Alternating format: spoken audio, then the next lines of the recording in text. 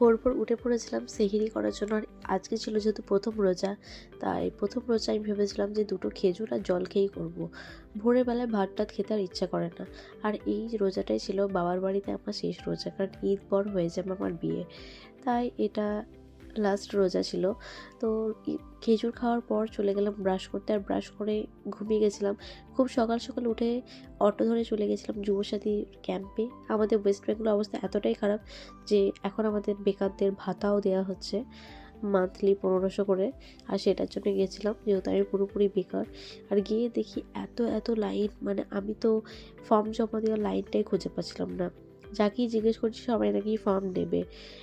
West Bengal যে এত মানুষ বেকার আছে, এখানে না গেলে সেটা জানতেই পারতাম না। তাও তো এটা শুধুমাত্র একটা ব্লকের, বাকি আরও যে ব্লকগুলো আছে সেখানের অবস্থা কি আমি সেটাই ভাবছি। তো যাই হোক, পরিস্থিতি ভীষণই খারাপ। ফর্ম টর্ম জমা দেওয়ার পর স্লিপ পেয়ে গেলাম হাতে, এবং তারপরে আবার অটো ধরে চলে এলাম বাড়ি ফিরে স্নান টান শেষ করে নামাজটা পড়ে নিলাম, এবং নামাজ পড়ার পর দেখলাম বাবা অনেকগুলো ফল এনেছে, তাই ভাবলাম ফলগুলো কেটেই নিই। তো আজকে ইফতারে আমাদের এই ফলগুলোই থাকবে। তো ফলে ছিল খেজুর, শসা, বেদানা, লেবু, আঙ্গুর আর পেঁপে, সাথে মিষ্টিও ছিল। আর আমাদের এই ছোলাটা করা হয়, বেগুনি ছিল, আর ছিল এই কলাই ভুনা। তো ভিডিওটা কমেন্টস কিন্তু অবশ্যই জানি।